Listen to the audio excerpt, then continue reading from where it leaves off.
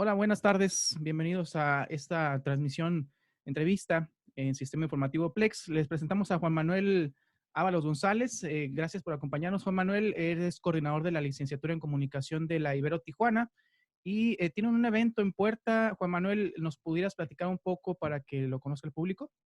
Gracias, Ricardo, por la invitación y por el interés, digamos, de conocer lo que estamos proponiendo en la Ibero Tijuana, pues precisamente para reflexionar la coyuntura a raíz de esta pandemia del COVID-19.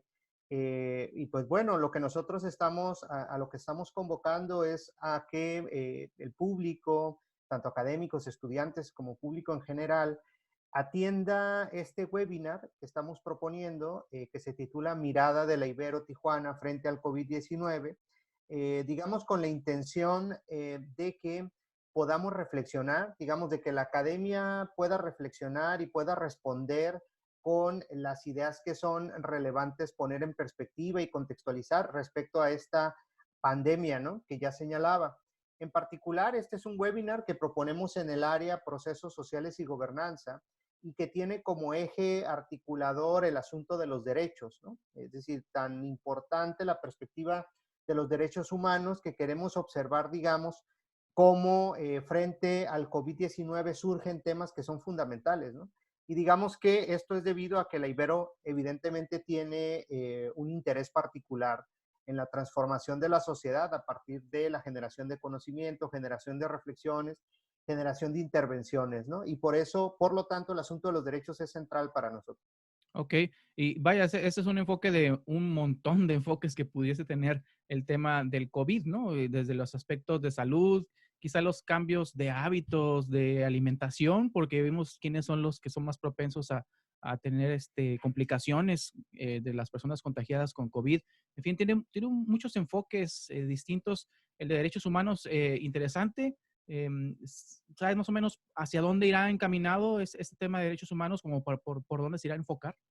Sí, mira, en particular, nosotros hemos definido un par de temas que puedan conformar este webinar. La idea es que el webinar, Mirada del Ibero Tijuana frente al COVID, tenga otras versiones, otras ediciones, en donde podamos combinar otros temas.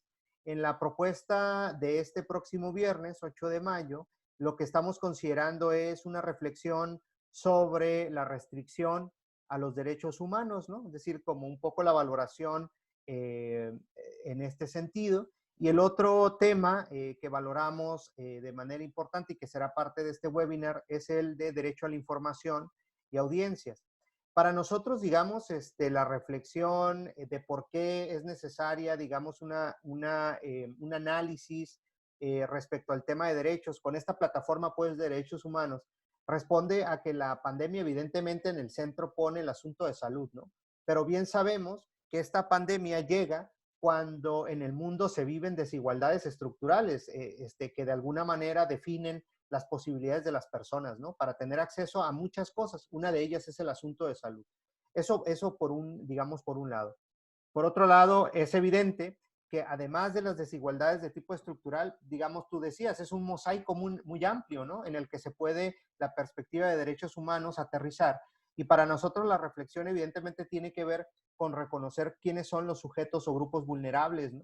Que más padecen en una contingencia, porque como bien decía la expresidenta de Chile, que ahora, digamos, es visitadora, ¿no? De una de los organismos internacionales de derechos, un poco el asunto es que la pandemia nos pone el reto en términos de valores, ¿no? En términos éticos, no solo en el sentido de lo que tiene que ver con el asunto de salud.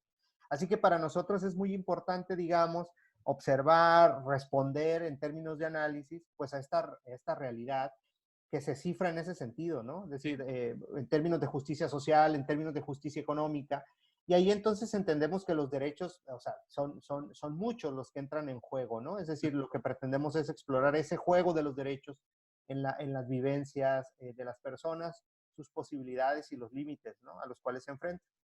Claro, y no creo que nada más le interese a la gente de este lado de la frontera, también en el norte. Justo hoy escuchaba una conferencia del resumen que da el gobernador del estado de California en torno a lo que están haciendo con el tema del COVID y mencionó una estadística de las personas más afectadas y fallecimientos en Estados Unidos por COVID y se daba en una marcada mayor medida en personas de origen afroamericano y latinos, lo que llama la atención y que dice, bueno, que no, realmente no sorprendió tanto porque saben que ese sector es más vulnerable porque es el sector que está en los frentes de la pandemia, que aquí en Baja California lo vemos en la gráfica marcado muy alto, pero se le describe aquí como la clase trabajadora, dice la Secretaría de Salud, ¿no?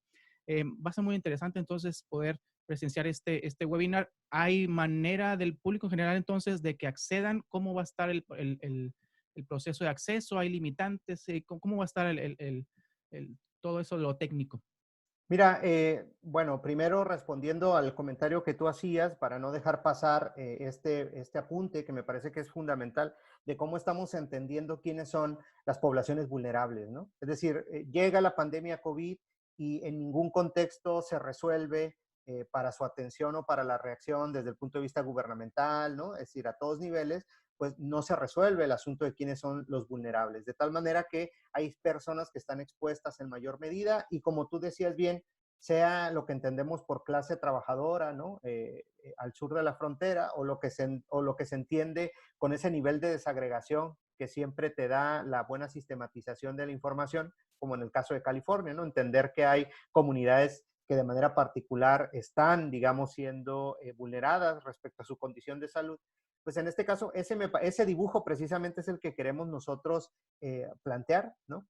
Por lo tanto, la idea de atender el tema de restricción de los derechos con la participación de la maestra Rocío Cano Albáñez, que es visitadora adjunta de la Comisión Nacional de Derechos Humanos, ¿no? Que tiene experiencia como académica y que ha participado en diferentes congresos, desarrollando ponencias.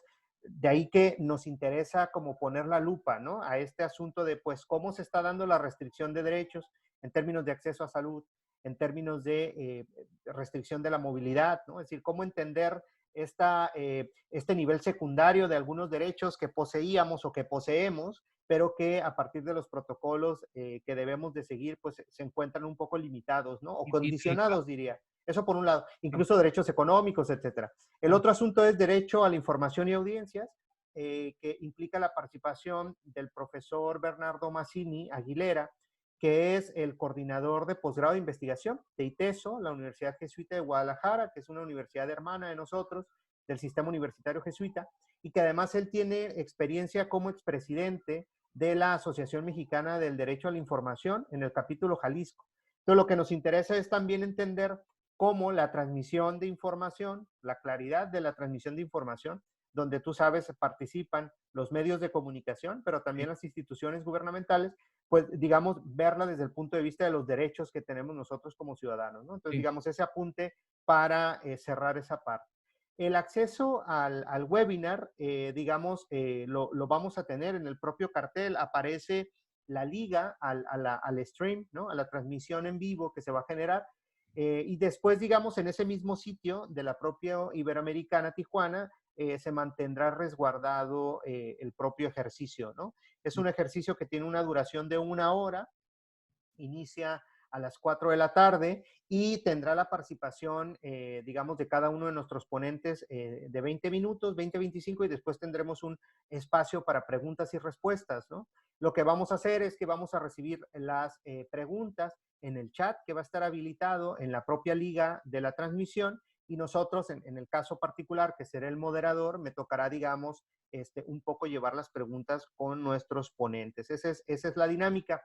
Las personas evidentemente pueden ahora ver el cartel, ¿no? Pero también pueden consultar la información en la propia página de la Iberoamericana Tijuana, ¿no?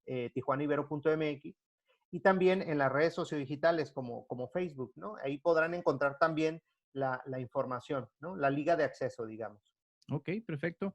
Vaya, pues entonces estará muy interesante y ya está en puerta. Es en 2 días, el viernes.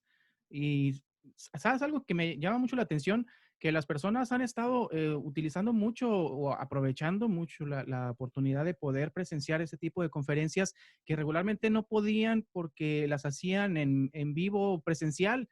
y como ahora ya todo es digital, la audiencia se incrementa, ¿no? Es decir, el alcance que están teniendo este tipo de conferencias se ha incrementado, es lo que hemos visto en diferentes tipos de conferencias, por lo que nos va a parecer muy interesante.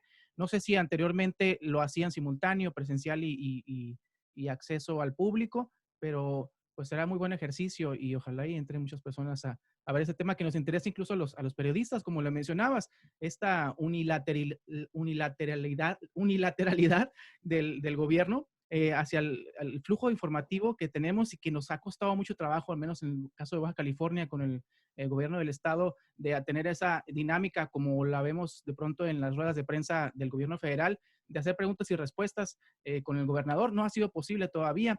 Quizá pueda ser uno de los temas que se toquen ahí, no sé, pero estaremos pendientes. Uh -huh. Sí, tienes razón. Digamos, si tenemos tiempo, me gustaría agregar dos comentarios. Uno, tienes razón, ahora estamos en esta transición un poco forzada, digamos, ¿no? A evitar las actividades, se le ha dicho actividades no esenciales, entendemos como actividades presenciales, pero ahí fíjate que la propia perspectiva de pensar las desigualdades estructurales, de pensar quiénes sí tenemos derecho, a la vida digna, derecho a estos asuntos económicos, ¿no? A continuar nuestra vida con cierta normalidad y la entrecomillo, pues evidentemente somos algunos y no todos. Y en las universidades, evidentemente, pues tenemos ciertas condiciones a favor para poder lograr la continuidad de los trabajos durante el semestre.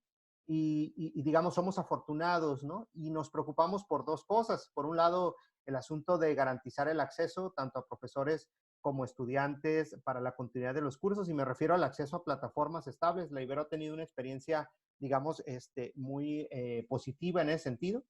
Y ahora podemos preocuparnos también por la calidad, ¿no? Es decir, no perder de vista esta parte del diseño instruccional que es fundamental. Y claro, una apuesta como esta es también, digamos, entendiendo que tenemos también condiciones para abrir un espacio para el análisis, para la conversación, para que la academia no se quede resguardada, digamos, escondida, ¿no? Ahora en las paredes de los hogares, sino que responda, pues, con algunas alternativas, con algunas propuestas para entender lo que vivimos, ¿no? Esta complejidad. Y por otro lado, dices bien, los propios, digamos, si lo entendemos como desde el punto de vista del derecho a la información que tenemos las personas, ¿no? Frente a los medios, independientemente del tipo digamos, si es un ejercicio más empresarial, ¿no? Si es un ejercicio más de ética periodística, es decir, sin entrar en esos asuntos, digamos que nosotros frente a los medios tenemos esa capacidad de poder exigir, ¿no?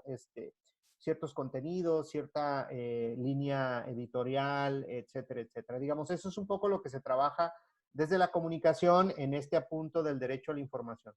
Y lo que dices bien es que, vamos, yo recuerdo en algunas de las conferencias vespertinas que imparte López-Gatell, ¿no? Ya ves, este personaje que lo ha hecho, digamos, de una manera muy clara, digamos, muy exitosa la comunicación que establece. En algún momento él decía que el propio manejo, ¿cierto?, de la pandemia implicaba la transparencia en términos de información.